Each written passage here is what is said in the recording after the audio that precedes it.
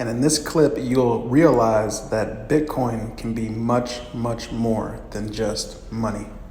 That's where I found out about the synergy between Bitcoin and Bitcoin mining and energy. Mm. That's what blew my mind. I was like, the money stuff for Bitcoin is cool, but the relationship between Bitcoin mining and power and energy generation and power distribution and that whole game, I'm like, this is what is going to change society first. And then the money stuff will come downstream after people realize that Bitcoin does more than just money. And with that, what is happening, Crypto Crew? Sean's coming back at you, another cryptocurrency video. We got a jam-packed video. We got an expert weighing in on the markets and what's coming for the crypto market, so you don't want to miss it. Taking a look at the total 3 minus USDT divided by Bitcoin. What can we anticipate? Right now, we're still at 43, still in this downwards triangle, this downwards falling wedge. We came into this in a bearish fashion. We could just keep trading in this, getting it closer to this apex before making a decision. Are we going to have a continuation to the downside to come back down towards that 0.25 range once again? Looking at the Gaussian channel, what do we see? We can see how many days that this has been going on, and we see that the date range so far is going on roughly, looks about 287 days, so a little less than a year. So looking at how long this red range lasted before, it lasted roughly, let's see here, until we thoroughly got back above it, until we've seen a green day, 385 days. So if we stretch this 385 days, could this be, you know, roughly when we're going to see the next run up for alts? 385 days, that's March of 2024. That aligns right before the halving, so that definitely could be what's in the cards. This would take us to September of 2020. The biggest thing here to note is this is right before the halving. The halving already happened some months before this, so this time could be similar, but a little different. And we've been putting in higher highs and higher lows. Despite this pandemic dump, we still were putting in higher highs and higher lows.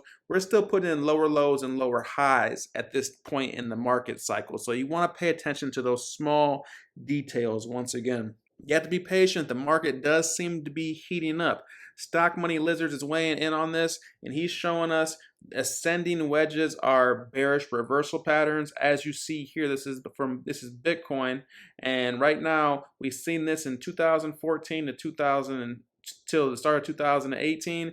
We came into this ascending wedge and we just started traded in, broke out, had this breakout, and then had the retest of the top part of this ascending wedge before ultimately going into that ultimate parabolic bull run for 2017. Now looking here below in 2023, we had this similar breakout. Now, are we overheated, or are we going to come back down and retest this lower bound once again? If we zoom in a little closer and go over to the right, it looks like this could be around the lower $30,000 range. If we come back and if these cycles repeat from top to bottom, we might get that pullback back in here and then grind up until we blast off into 2024 and into the halving. So keep that in mind. Crypto Cons weighing in. What is he saying? The perfect way to outline Bitcoin's mass psychology is using the halving cycle theory sine waves. We have left behind depression and disbelief to enter the next stage. And what's that stage? That stage is hope.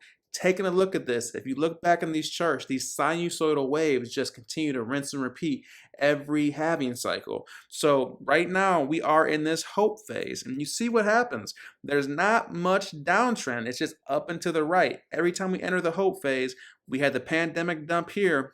We're in the hope phase now. Right here, when the hope phase hit, we had a pullback. Hope phase hit, we had a minor pullback. So we seem to have somewhat of a minor pullback once we hit this hope phase, and right now could be the time. As you see, November 28th, hope is getting ready to ramp up. Same thing every single cycle. So are we going to get that pullback before we get that blast off to the upside, before we see a major change in price appreciation? Another update, Micro Sailor's back at it. MicroStrategies acquired an additional 16,000 plus Bitcoin for almost $600 million. The average price about $36,000 as of 11/29. Now they hold over 174,000 Bitcoin. And this is at a $5.28 billion valuation. Michael Saylor is making a major move, acquiring as much Bitcoin as he can. This is from Full-Time Bitcoin. Prior to this buy of MicroStrategy held about 158,000. Now they added some more, giving each share equivalent ownership of 0.0111 BTC. So keep this in mind. Now there are 15.4 million shares outstanding, with each having of the equivalent ownership of 0.01 Bitcoin. If you understand this, if you don't get it, you don't get it. You got to follow what the smart money's doing. And without further ado, let's hear from Greg Foss and what he is seeing for these markets and what's coming next. Let's hear from Greg. I like to say QE infinity is inevitable. But with resumed QE, what you have is accelerated fiat debasement. Now, everyone needs to understand that the US 10-year note basically sets rates for the rest of the world. So what happens in the USA impacts the rest of the world. And it's those other secondary and tertiary fiats that get really, really hurt. So we can look at Bitcoin price in US dollars, but sometimes I encourage you, I'm a Canadian, a G7 country. Canada is a G7 country with an economy that's smaller than the state of California's economy. You guys are very lucky to live in the United States. It's a beautiful, integrated economy, but it sets rates for the rest of the world. And sometimes when the USA catches a cold, everyone else gets very, very sick. So we have to understand the context on a global macro basis. Fiat debasement is 100% certain. When you're given a certainty of an outcome, you need to protect yourself. Very few things in finance are 100% certain. Fiat debasement is 100% certain. Hence, own hard assets. What's the best hard asset? And there you have it from Greg Foss. He's sitting there telling you that fiat debasement is inevitable. What are your thoughts on this? And is Bitcoin that only hedge that'll help you conserve your wealth for you and your family?